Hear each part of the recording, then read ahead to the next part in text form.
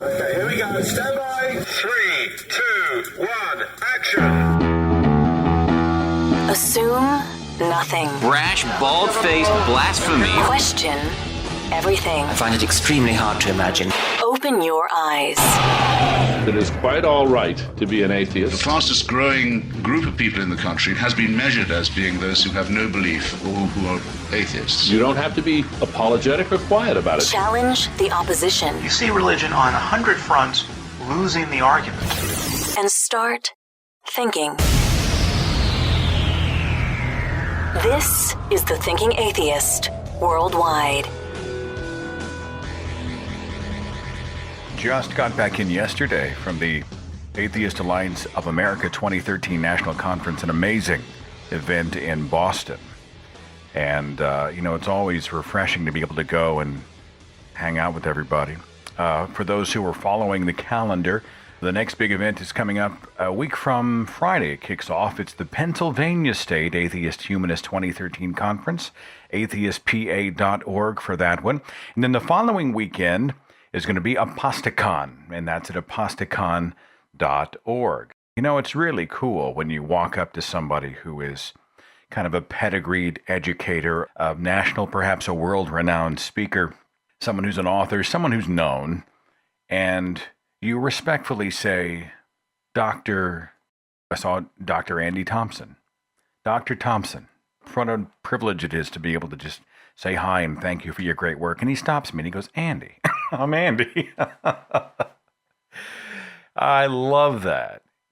It's funny, when I was involved in the church, you would go up and there would be some pastors who had this series of letters by their name, or they insisted on being called Pastor so-and-so, never their first name, or it was Bishop, or, Your Highness almost is what it felt like. It's sort of a deification of the people who stand behind the podium.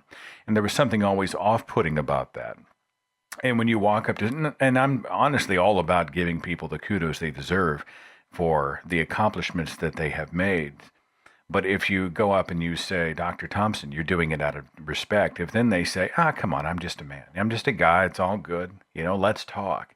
Tremendous sort of a mechanism for creating goodwill when somebody does that, because it tells you that they're a person of accomplishment, but they're not walking around patting themselves on the back, using you to make themselves feel like they're better than everybody else in the room. And so anyway, I just kind of carried that with me.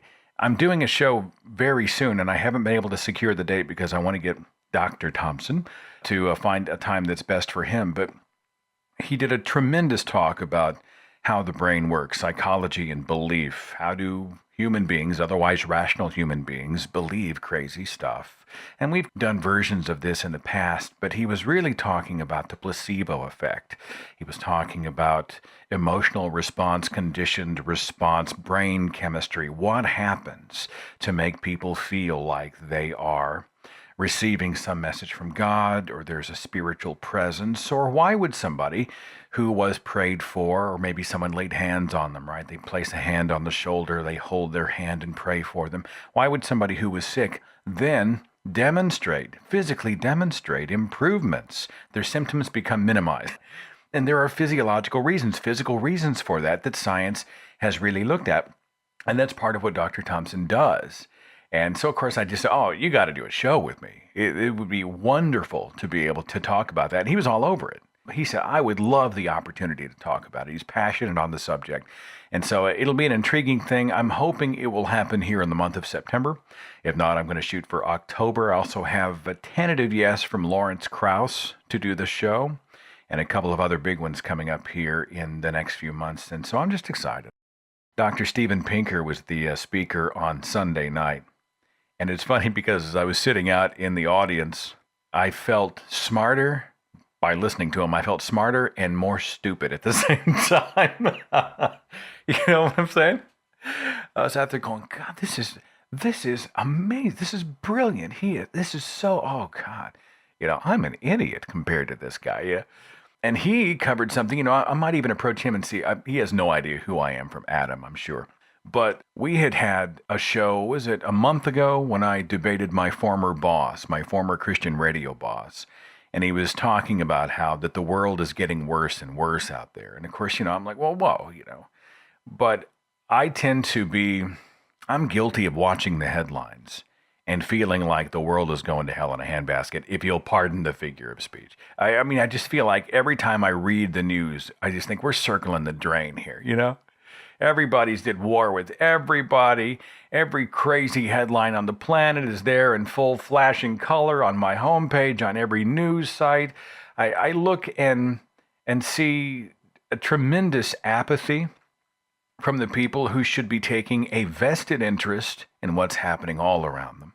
And I slap my forehead and I think, geez, it's just so discouraging.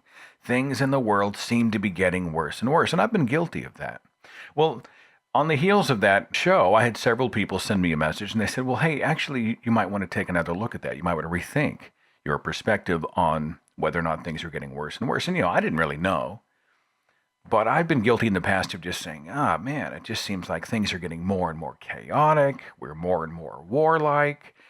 And part of that is a byproduct of the 24-hour news culture, the entertainment news culture, the tabloid news culture that makes us crazy.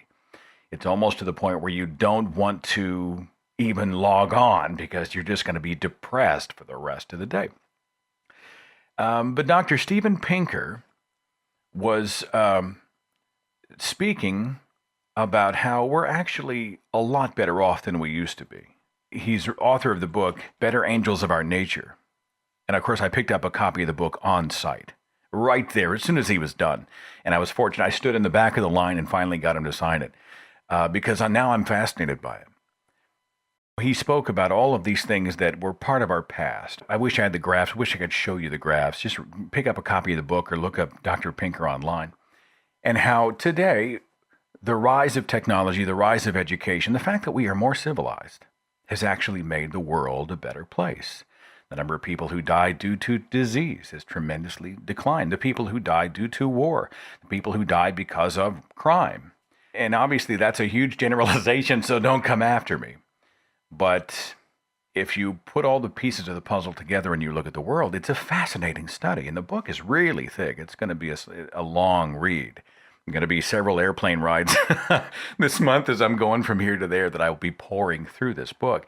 But it's, so exciting to think about what knowledge has done for us, what education has done for us. The fact that we are no longer chained to the, sort of the ghost of our past. We're no longer chained to the bubble we used to live in.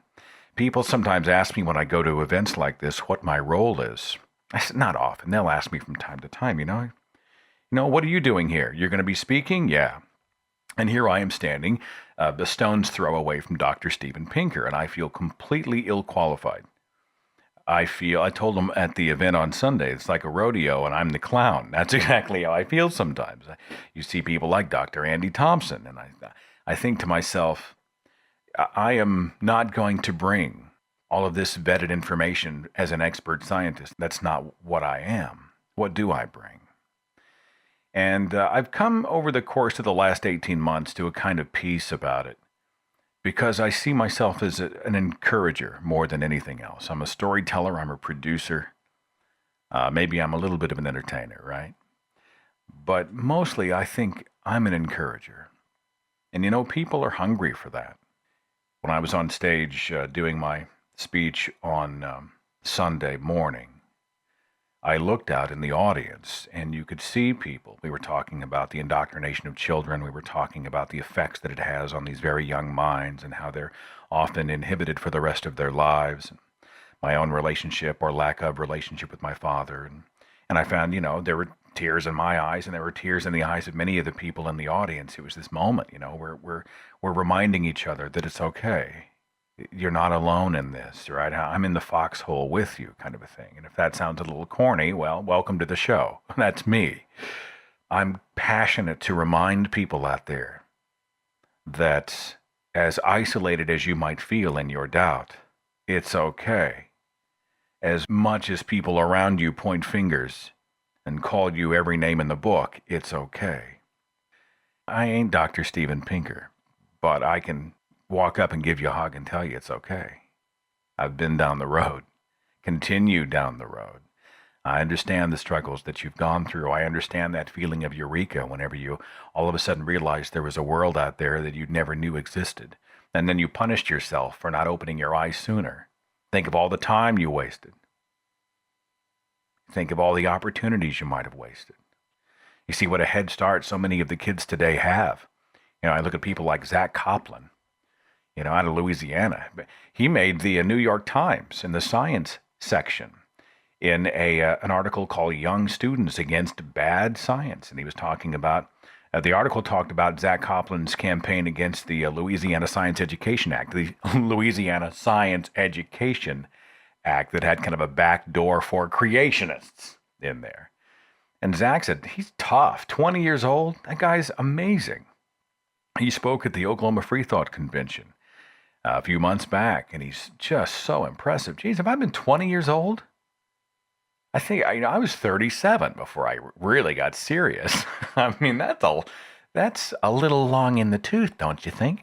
I get emails from people all around the world. I had an email from someone in their 60s. I've had people in their 70s. And throughout the show today, I'm going to share some emails with you. It's funny, I've saved many emails from people who have encouraged me, who have sort of shared parts of their heart and their own personal journeys, the ones that have resonated with me. My email inbox is crazy, but whenever I can, if I see something that I think, wow, I need to hang on to this, I'll just keep it. And I've got a couple, 3 years that I've accumulated some of these, and I'm going to share some of those emails with you. Elgin said this. He said, I'm a 50-year-old man who was raised Methodist in southern Louisiana, and I've been living in Nashville for over 25 years.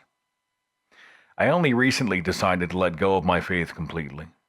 About 6 or 7 years ago, I really started questioning Christianity. My questioning started a few years after 9/11, when my wife made a statement to the effect those terrorists were more brave than many Christians. Well, initially I was taken back by the statement until I started thinking, and I thought to myself, wait, there are other religions in this world. What makes my religion the right one? How arrogant. And then a few years later, my son, who was about 15 at the time, made a statement in reply to religion. He said, yeah, but I'm agnostic. That really set me to thinking about what I believe. At the same time, I was researching and educating myself in the politics of the day so I could back up my liberal thought process during debates with all of my family members. And during that time, I started watching more Bill Maher and Jon Stewart, and from seeing guests such as Dawkins and Harris appear on their shows, I really started questioning the ideals and teachings I was raised on. My only regret is I wish I would have started this process about 30 years ago. I know my life would be so different now. I know how you feel, Elgin. And well, I could go on and on, but I'll cut it short here and say that you, my friend, are another sane, reasonable person that I can listen to and enjoy. Thank you, and keep up the good work. Thanks for the encouragement. There's an upside to the fact that we spent so long in the faith. The upside is that our immersion in religion allows us now to speak effectively about what happens behind church walls, in religious homes, the contents of Scripture. People ask, we actually had this conversation in Boston this last weekend. If you had the chance to be secular your whole life, or if you could maintain the path that you were on and come out of religion late, having your life experiences, which one would you choose? And I had to think about it for a second. Of course, I'm always jealous of the kids who are raised and taught how to think instead of what to think, and I fantasize, wouldn't that have been amazing to have had an amazing love for science and an unbridled curiosity as a child, and I would have been able to go out and learn truly how the world worked and not been so inhibited, not been so far behind the curve. Yeah, I fantasize about that. But the upside is, Elgin, is that you and I, having been inside the church, now on the other side of the looking glass, can pretty much tell the rest of the world what's going on, at least in the cultures that we came from. Look, I know what they're preaching from the pulpit. I know what they're teaching the kids in the classroom. I know what the words of the Bible say. I know what the different translations say. I've seen the indoctrination of children. I've seen the prey on the weak and the vulnerable. I've seen the placebo effect, as Dr. Andy Thompson was talking about. The euphoria that comes with a communal experience, and the sensory overload, and the lights, and the music, and the holding of the hands, and the singing together, and the feeling that you're on a mission. You have a life that means something, not just here, but eternally, forever, and you'll one day be reunited with everyone you've ever loved and lost. I can talk about that. With authority, I can talk about the consequences of having to come out of a religious family, having to be pitied, having to look at that nauseating look on everyone's face when they look at you like you're a pet project.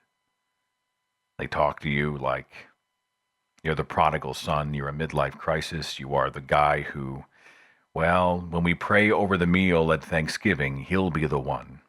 We sort of watch out of the corner of our eye. I wonder if he'll bow his head. I wonder if he'll close his eyes. I wonder what he's really thinking. The poor guy, so much to be thankful for, and yet he cannot thank God. I'm the one who hasn't spoken to his father since the day after Father's Day because my father's not allowed, according to Scripture, to fellowship with a non-believer. Yeah, I can speak about it. I've never been happier. I'm telling you, I've never been happier. Be encouraged, people. Trust me. It's like I woke up. I woke up from the dream, and reality's a whole lot better. You know, when I'm listening to people like Dr. Steven Pinker, when I'm listening to all these people who are giving me vetted, sourced information that they would be willing to correct if they were proven wrong, information that genuinely fits. Oh, there's just no feeling like it. And despite the challenges, I've got a happier life. It ain't an easier life, but it's a happier life. It's also in many ways caused me to redefine my concept of family. Now, don't get me wrong. I love my family, but I have come to redefine what I see a family to be. Because I've seen people they've kicked people out of their house, and parents have kicked their children out, period. We've seen people who have lost all contact with a mother, father, siblings, whatever. And they found, often on the internet, people who acted just like family. Were they on the immediate family tree? No. But they listened to them. They understood them. They put their arms around them. They gave them counsel. They challenged them. They encouraged them. They supported who they were, not who they should be according to somebody's holy book or culture. They laugh together, they cry together, they have a tremendous sort of an intimate knowledge of each other's lives and love each other unconditionally. Well, that's what family does. I've redefined what I think family is. And it ain't necessarily somebody who shows up at the reunion once a year. Many of those people, they might be blood related in a specific way, but that doesn't mean they're invested in your life at all. Doesn't mean they know anything about you or care or that you have anything in common or they're working in your best interests. I take a good friend over a distant relative any day of the week. Now, family acts like family. And you know, I'd never go back. I'd never go back. Let me see what you have to say. Area code 310. Thanks for waiting. You're on the Thinking Atheist radio podcast. Who's this? Hey, Seth, it's David. David, thanks for calling. What's going on? When I saw the topic of your podcast today, I just had to call in and just chime in. I'd been reading all these articles about atheism possibly being a mental illness, and it just infuriates me because it's such a grievous misuse of science to come to assumptions like that. Imagine the implication if you had examined your religion objectively and you were a believer and you were to say, hey, you know what, this doesn't make sense, and you walk away. Imagine how threatening that must be to the faithful, right? You're not just on the outside looking in, but you're someone who was on the inside, and you took a good look around and you said, this is a bunch of crap, and you have publicly walked away. No wonder they circle the wagons. How threatening must that be to someone who is assured that they live the truth with a capital T, you know? Yeah, so much is at stake. There is a lot of weight there, but at the heart, it's also very much like fanboyism. When you hear people argue over fictional characters, and they know they're fictional characters, they're just as fervent about it. It's like this Superman Batman debate. Everyone just needs to grow up. Everyone needs to grow up. That logically needs to be on a bumper sticker. Well, David, thanks for the call and thanks for listening. Okay, I appreciate you, my friend. No problem. You're great. All right, thanks a whole Oh, bunch.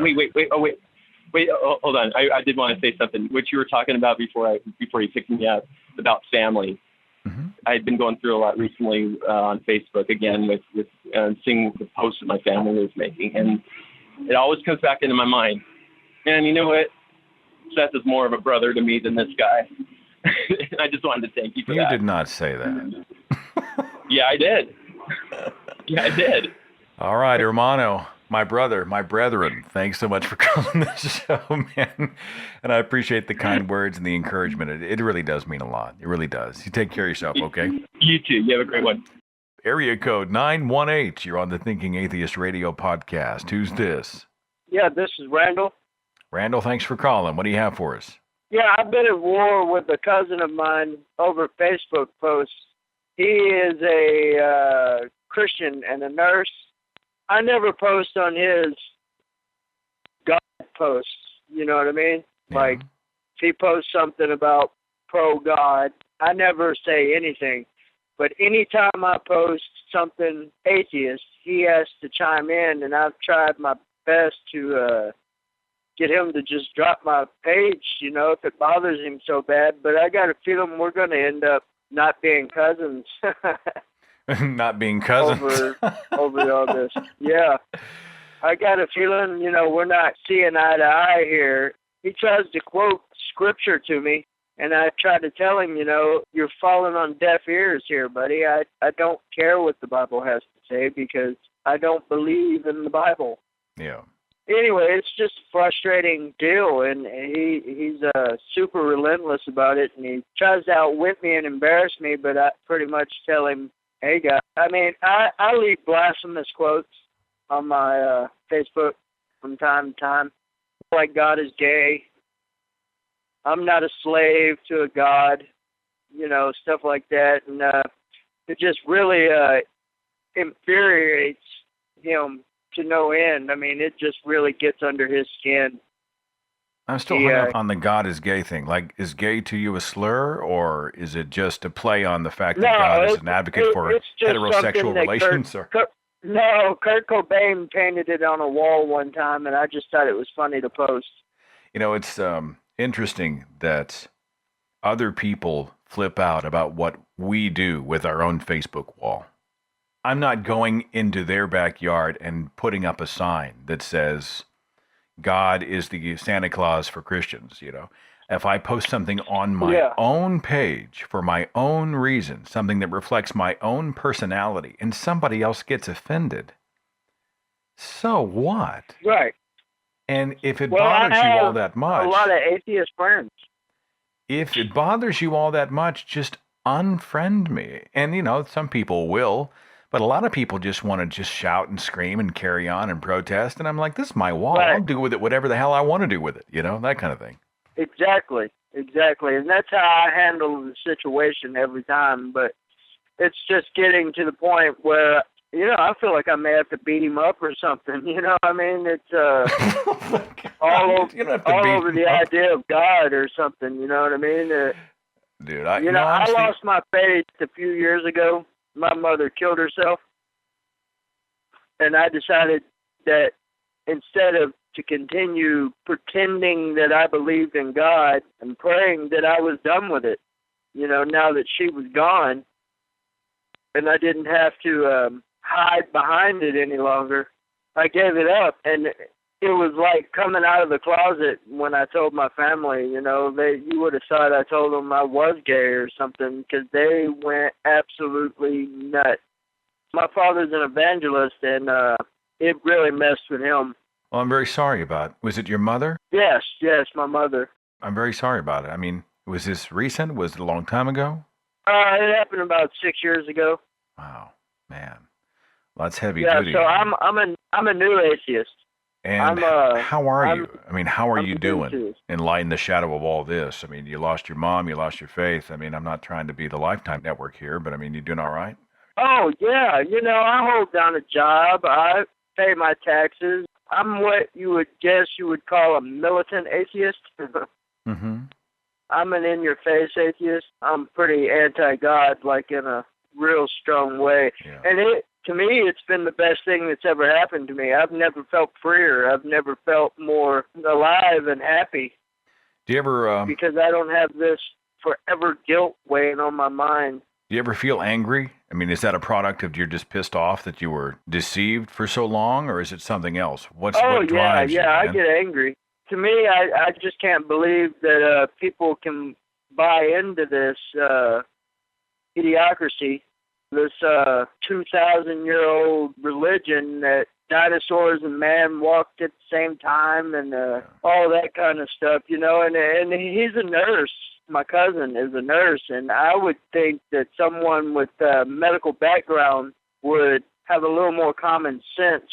Well, you know, coming up within the next month or so, I really do hope to explore again the reasons that otherwise sometimes hugely intelligent people will believe they're ridiculous. And so maybe we'll learn something together, okay?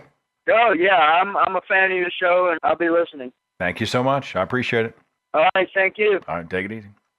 Some people accuse me of being too soft. They'll hear a debate that I do or a discussion with a theist or hear my own personal challenges to some within the movement who are doing nothing but shouting nonstop.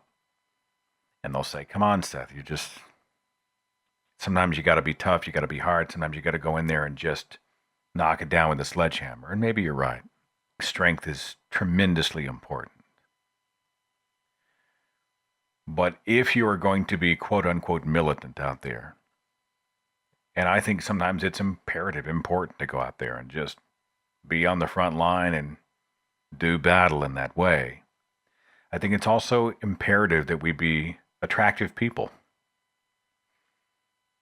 Why would someone want to be like you if you are an asshole? Why would someone want to embrace a reality-based existence if the one person in their circle who is a non-believer in deities is a total douchebag? I mean, that is my take on it. You know, the world is watching. I'm not going to live my life for other people. Well, I'm not saying you should. But don't you want to be the kind of person when you walk into the room, you make people's lives better? They're excited you're there. They're glad you came. Man, I do, don't you? I mean, warts and all, bad days and all. People are genuinely think, man, this person just makes things better.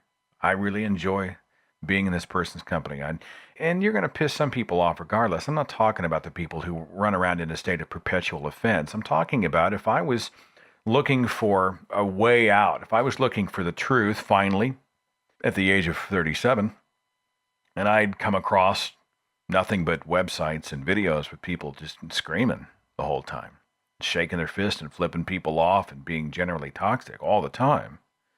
No, who wants to be like? That's not my personality. I don't think it's an attractive way to live your life. I might have just shut down and moved on. I might still be looking. I wouldn't be a Christian probably, but who knows where I'd be.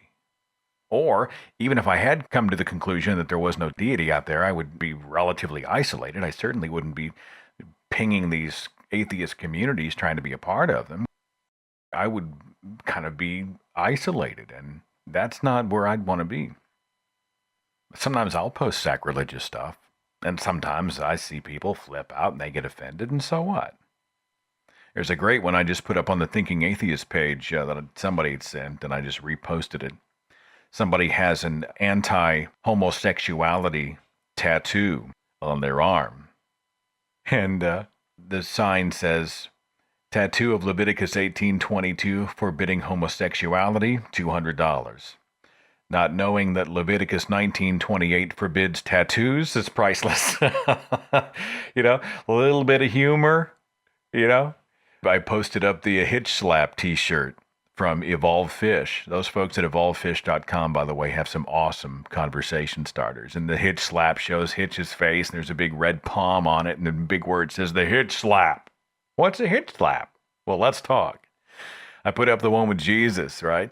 It's a very somber oil painting. Jesus is knocking on someone's door, the kind of stuff that those of us who grew up in Sunday school must have seen on a dozen lessons. And it says, knock, knock, who's there? Is Jesus let me in? Why? I have to save you. From what? From what I'm going to do to you if you don't let me in. And there have been some other ones. The worst one I did. Did Facebook take that one? I can't remember. It's a little acidic for my normal style, but I put it up. It was the one where they showed Christ on the cross. And have I mentioned this in the past? Forgive me if I have. Christ is on the cross. It's the shot of Jim Caviezel from the end of Mel Gibson's The Passion of the Christ. And if you I saw The Passion of the Christ when I was still a believer. And, Mel Gibson's doing the church circuit. He's going to every church, all these major mega churches, and they're just lapping it up. The church is like, oh, look, a Hollywood celebrity, an A-list celebrity is endorsing the story of Jesus Christ. It's going to be a revival in this country. And the whole film had almost no purpose other than to show Jesus just get the shit kicked out of him. I mean, it is torture porn. It is non-stop. Hardly any storytelling at all. They just kick the crap out of Jesus the whole time. Well, this little poster that was flying around shows Christ on the cross. He's got his arms all stretched out with the nails through them. And the caption says, not going anywhere for a while? Try a Snickers. So it was a visual gag, and I just cracked up, and put it up there. Yeah, okay, some people are going to get offended by that. Sometimes it's healthy. Rattle some cages. Sometimes it's healthy to get people uncomfortable. But, and there's some judgment calls as to, sometimes it's good, I think, to roast some sacred cows. To show people that you are operating without fear. I'm not afraid of the devil. I'm not afraid of the judgment of a phantom, a fairy tale, a fantasy, a myth. I'm not. And for people to see that in full living color, sometimes I will post something kind of acidic, but largely I also think I want to be the kind of person that makes people laugh, hopefully. And they feel like they can trust. They see someone who's living a happy life, who loves his family, and I do, and who loves people, and wants to make something of himself, and makes mistakes and picks himself back up and keeps trotting forward. I just want to be the kind of guy that people would want to be around. Don't you? I don't know, maybe that's, people are different. Maybe that's a huge overgeneralization. I'll tell you, the people that do nothing but just piss people off all the time on purpose, that's all they do. That's all they do. That's all they do.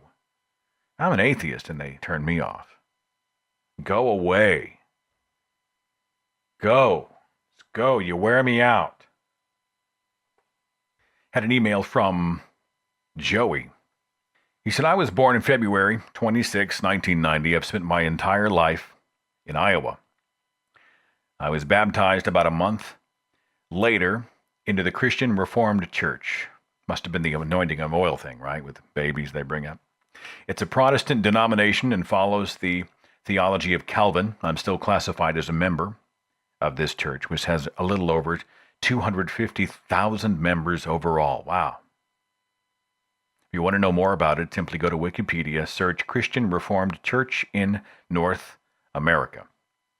I went to a Christian grade school and high school. I started my college career in 2008 at a small private Christian college. After 2 years, I transferred to Iowa State University, and from there, my religious slide began, although I was not aware of this.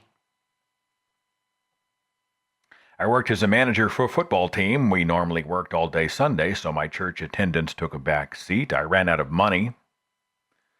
So as of January 2012, I've been working to get more money in order to go back to school. While working at a local paint factory, I made friends with one of the new guys. Now, up to this point, February 2012, I'd always assumed that those around me believed as I did. This view was shaken up when he told me that he was a Satanist. This statement scared the hell out of me.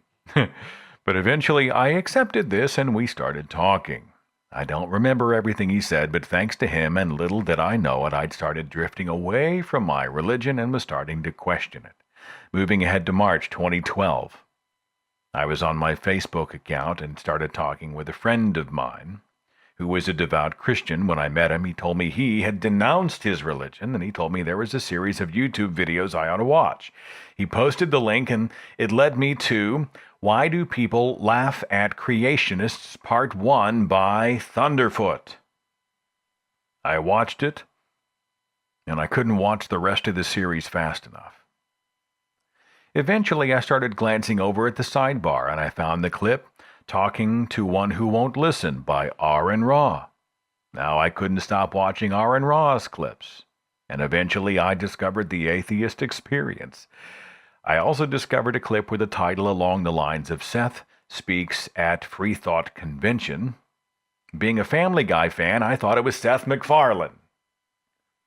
It wasn't the same atheist named Seth, but I still liked what I heard. It was a 45-minute speech, and as soon as it was over, I downloaded every podcast of the Thinking Atheist onto my iPod. A little over 3 days total. Thanks, man. I appreciate it. By this time, it was now May 2012, and I no longer held my religious convictions. The only people in my life who know I'm no longer Christian are my Satanist friend and my atheist friend. I hadn't fully accepted what I'm sure you've already assumed is now the truth, so I sat down to type the following sentence. My name is Joey, and I'm an atheist. I stared at that line for a good hour, just reading it over and over, and finally said out loud, holy shit. I no longer believe in my religion. I'm not ready to share this sentence with my family and close friends. When I'm with them, I just want to scream it at the top of my lungs, but I'm not to that point yet. I felt a great comfort in the atheist presence online, and I want to express my thanks to Thunderfoot, Aaron Ra, the Atheist Experience, and Seth at the Thinking Atheist.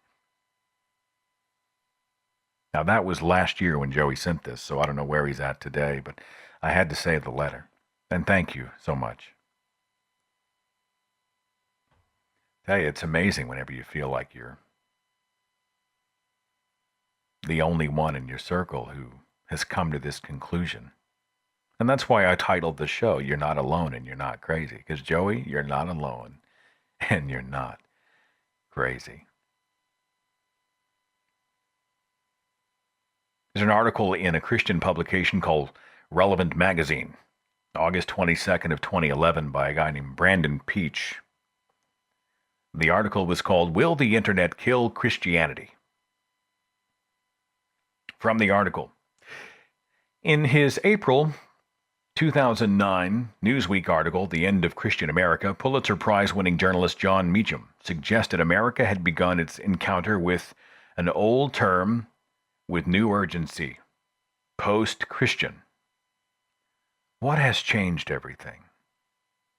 Christian apologist Josh McDowell asked his audience July 15th at the Billy Graham Center in Asheville, North Carolina.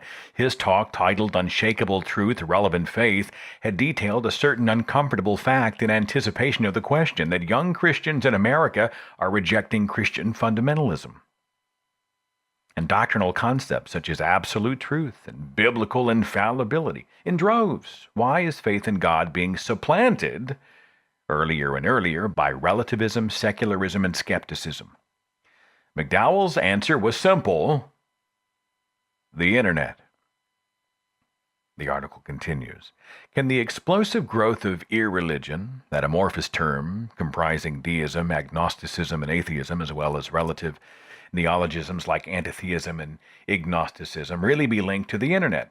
Some atheists on the web seem to think so. Question on the forums for The Friendly Atheist, a popular blog among non-theists, asked whether ex-theists would have shed their religion if the Internet didn't exist. Many felt they wouldn't. A post on Unreasonable Faith surmised that the Internet was crucial to the success of the new atheists.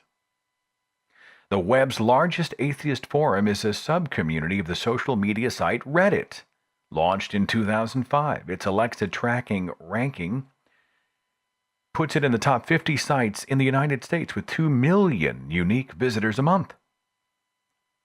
Many of those to its atheist sub-community of 154,000.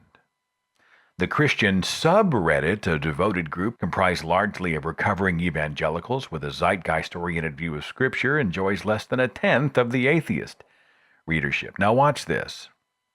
Watch where the article goes, by the way. The internet may be helping to facilitate deconversion among evangelical youth, but it's not because of an abundance of information that challenges their faith. Remember, this is a Christian publication.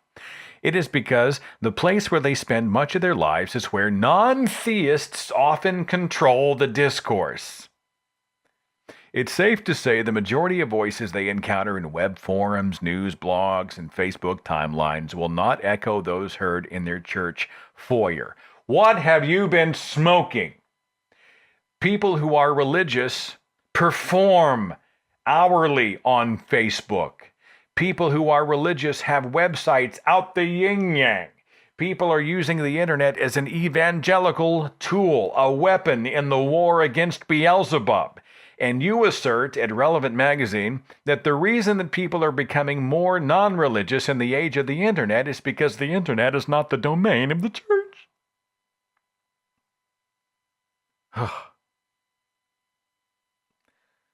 They've got stuff like Conservapedia, GodTube, Answers in Genesis, the Discovery Institute, and every church, pretty much in the United States at least, I'm guessing mostly around the world too, they have a website. And often a slick one, an expensive one that is designed as a marketing tool to bring people in. Trust me, the church is using the internet. This idea that the church is not really there to have a presence so people get a one-sided view is bogus. Total crap. No, it's beautiful. It's beautiful. The more Ken Ham posts on Answers in Genesis, the more we win. Right? The more the apologist says that the reason that the earthquakes kill thousands is because human beings have dark hearts. We win. Anytime someone says that the earth is younger than the Sumerian civilization, we win. Anytime someone says that the human eye is too complex to have evolved, we win. Every time someone says that there was obviously a global flood 4,000 years ago that created the Grand Canyon, we win. God. You know, I'll be searching for atheist stuff sometimes on the web, doing some show prep or just trying to learn something. I'll be finding out what's happening in atheist communities, maybe trying to connect. Maybe I'm going to be in an area and I want to go out and I want to connect with some local groups, and I'll put something even atheist into a search engine and God stuff comes up. The idea that they are not plugged into the web is crap. It's so disingenuous to assert so. And the reason that the atheists are winning online is because the church isn't there. It's horrible. No, the reason that non-belief, and not even just atheism, the non-religious, and we're going to get into the stats here in a minute. The reason that number is skyrocketing is because when you stand behind a podium and you tell me that people used to live to be 969 years old, I can then go and I can talk to people who are experts in various fields, who have studied, who have made that time period their life's work, who have done various forms of radiometric dating on human remains or what have you. And they can tell you that, it's probably closer to about 50. And you know, while your platform of credibility is that you have a doctorate in theology, meaning you are an expert on fairies, this person over here is a scientist. a historian, a paleontologist, an archaeologist, whatever. And his stuff has been peer-reviewed by a planet filled with other experts. That's beautiful.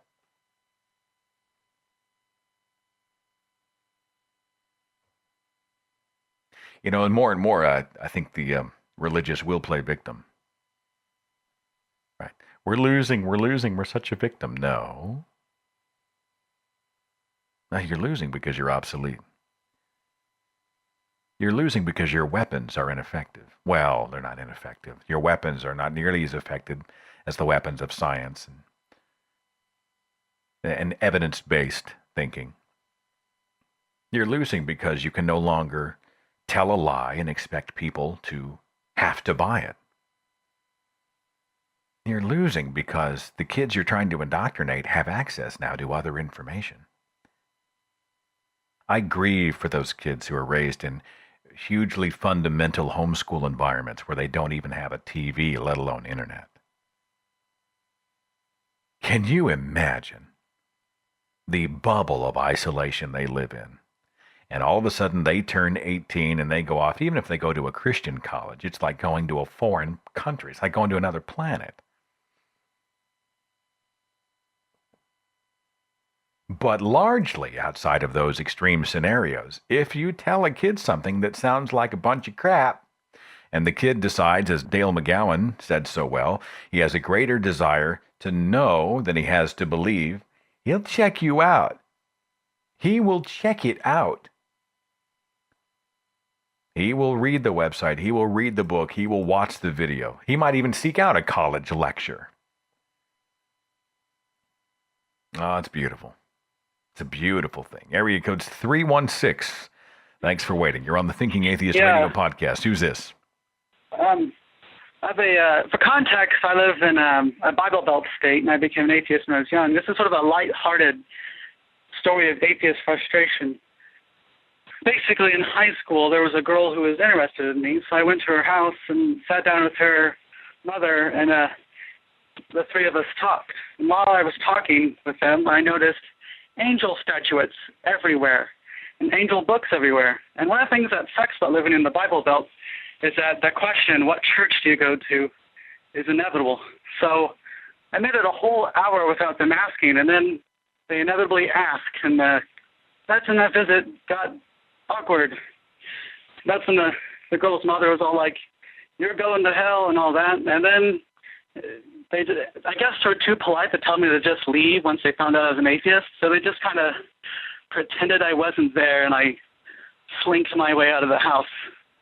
So yeah, it's not a big deal. It's just kind of a funny story of atheist frustration. That just sounds sad. That's not funny. That's sad. They just stopped talking to you. They just stopped acknowledging you and talked only to each other.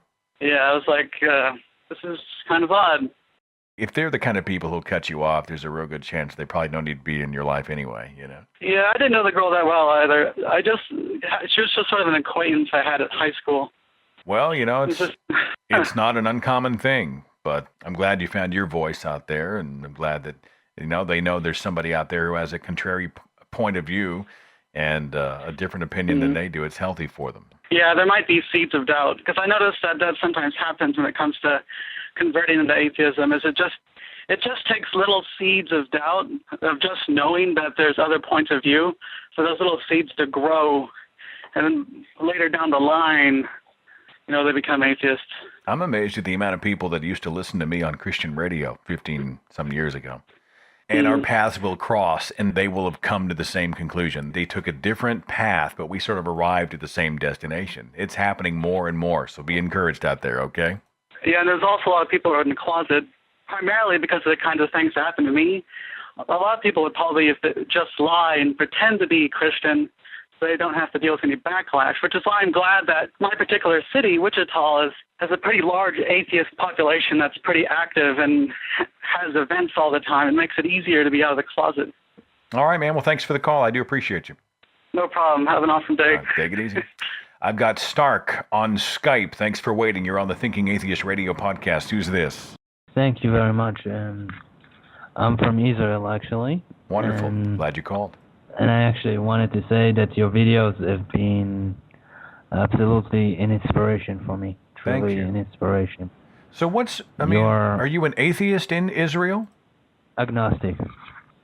Because I don't have any evidence to support it, nor do I have any evidence to deny it. So, And how's that working over there? What's been do people know that you are agnostic? No, and that's not a good idea. That's not going to go anywhere other than a rock in the head. The reason I'm whispering is my mom's asleep in the other room, and I don't want to wake her up. I don't blame you a bit. That's fine. The woman's had a busy day. Let her sleep. Yeah. Well, I'm glad you listened to the show, and I'm glad they encourage you. And you really are truly an inspiration for me. You, Richard Dawkins, Thunderfoot, Aaron Ra, and the list goes on. Really, you guys are remarkable people that really allow us to get away from the petted cell of insanity and faith to the freedom of free thought. So thank you for all of your hard work and dedication, really from the bottom of my heart. And my name is Tal, by the way. My pleasure to meet you, and I'm so glad to meet a skeptic in Israel. And thanks so much for the kind words. You take care, all right? You too, as well, Seth. All right. Take care, my friend. Bye-bye. I just feel the love. Thank you, man. There was an article in the Washington Post by Kimberly Winston that said there was a poll called the Global Index of Religiosity and Atheism that found that the number of Americans who say they are religious dropped from 73% in 2005 to 60%. At the same time, the number of Americans who say they are atheists rose from 1% to 5%. Ryan Cragen, a University of Tampa sociologist of religion who studies American and global atheism, does not believe the poll shows more people are becoming atheists, but rather more people are willing to identify as atheists, meaning, I'm guessing, that they always were skeptical or non-religious, but now they're emboldened and they're actually responding as such on polls and in questionnaires. The 2008 American Religious Identification Survey found that 15% of Americans said they have no religion. Different from being a confirmed atheist, but nonetheless, that's up from 8% in 1990. The numbers doubled. The U.S., by the way, this is out of The Observer, an article by Paul Harris. It said the U.S. is increasingly portrayed as a hotbed of religious fervor, yet in the homeland of ostentatiously religious politicians such as Michelle Bachmann and Rick Perry, agnostics and atheists are actually part of one of the fastest growing demographics in the U.S., the godless. Far from being enthralled to its religious leaders, the U.S. is in fact becoming a more secular country, some experts say. The exact number of faithless is unclear. One study by the Pew Research Center puts them at about 12%. Another by the Institute for the Study of Secularism in Society and Culture at Trinity College in Hartford puts the figure at about 20%.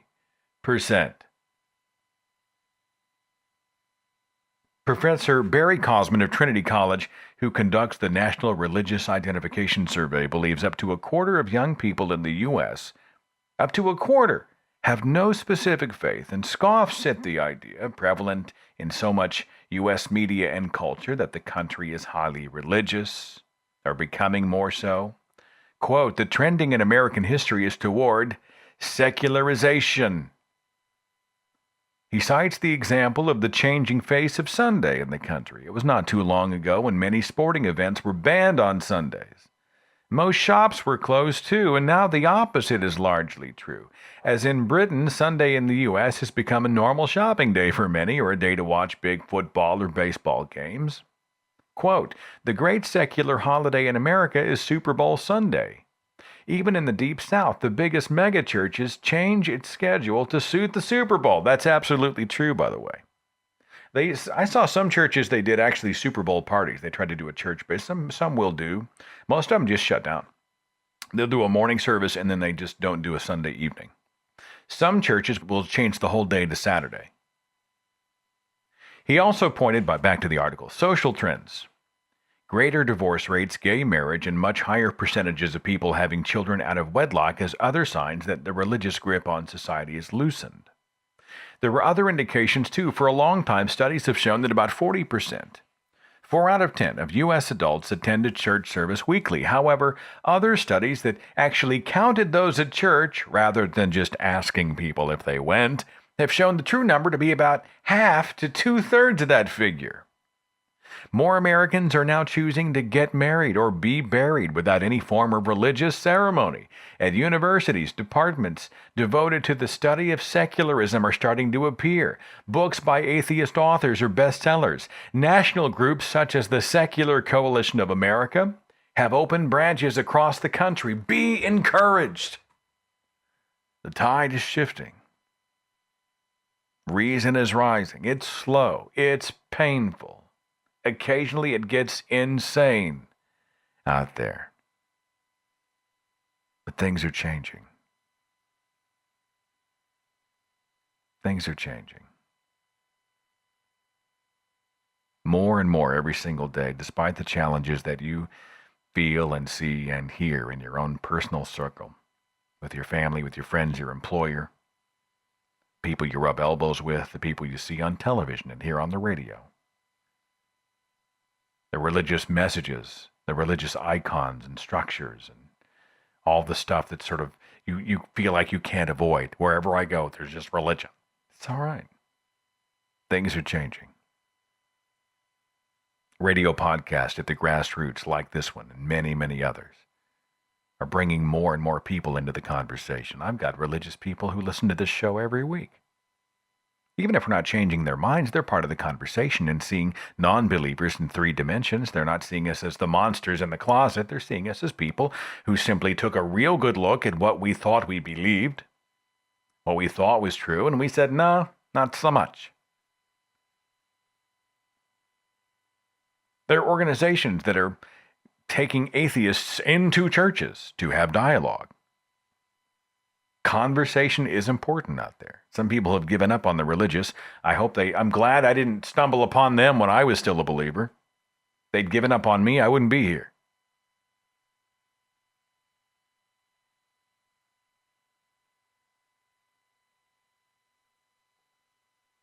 Be encouraged. Yeah, there's a lot of stuff that makes you just shake your head. There's a lot of stuff that makes you just nuts. I watched a documentary on my I downloaded for my plane ride home from Boston, a documentary about child molestation in the Catholic Church, a documentary called Deliver Us from Evil, and it's one of the more powerful pieces I've seen on the subject in my entire life. Halfway through it, I've got tears in my eyes. The lady in the beverage cart comes by and she's like, "Would you like something to drink, sir?" I was watching this segment where there was a father who was talking about the rape of his daughter by a priest who had been protected, by the way, by the church.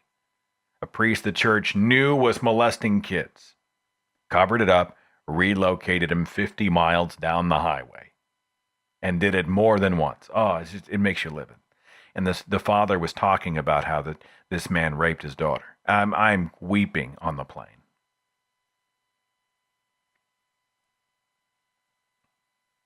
An indictment of the system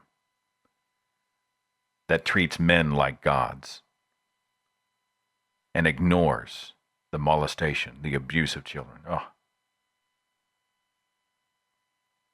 And there will be things like that drive us, get under our skin, that motivate us, make us angry, justifiably so. There'll be setbacks. There'll be times when we look around and we just think, we're wasting our time. It's just too big. It's just too much. They're too entrenched. Nah, things are changing. It's a slow change. It's a difficult change. They're not going to go quietly. They're not going to go easily. They're not going to just give us the ground that they took and have stood on for so long. But under the white-hot light of science, reason, and common sense, yeah, we're winning. You're not alone. You're not alone, and you're not crazy. Well, maybe nobody in your immediate circle understands you, but this whole community does, and many like it. And if you want to be reminded, just, you know what, open up a science book. Not even a science, not even like a college science textbook, just to go up and read you some Hawking. I throw open The God Delusion from Dawkins from time to time, even though I've already read it. It encourages me. I read Godless by Dan Barker twice. I'll go watch, I don't know how many times I'll watch Hitchens in a debate. Not just a speech, but a debate. Just to see side by side, again, even I've got some of them almost memorized. The one where he debates his brother Peter, it's a hugely entertaining debate. Just watching the two, watching Peter defend Abraham's almost sacrifice of his son, that kind of stuff, it just reminds you, God, I'm on the right side of this battle. That's just crazy. It's immoral. It's insane.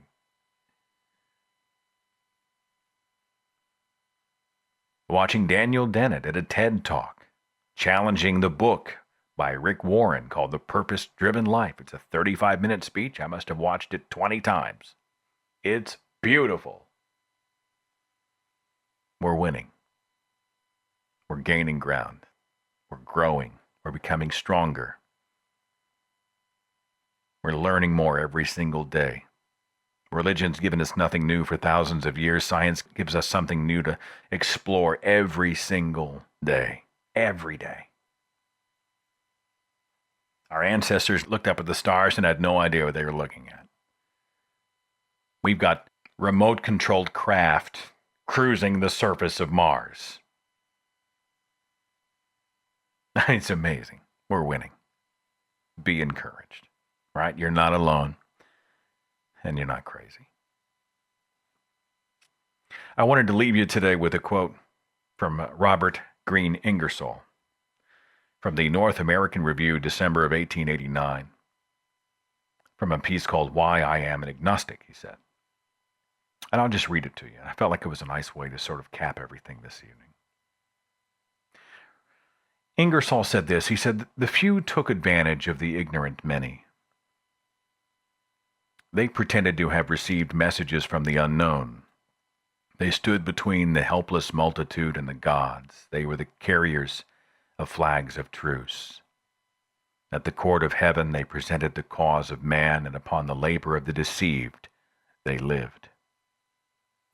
We find now that the prosperity of nations has depended not upon their religion, not upon the goodness or providence of some god, but on soil and climate and commerce, upon the ingenuity, industry, and courage of the people, upon the development of the mind, on the spread of education, on the liberty of thought and action, and that in this mighty panorama of national life, reason has built and superstition has destroyed.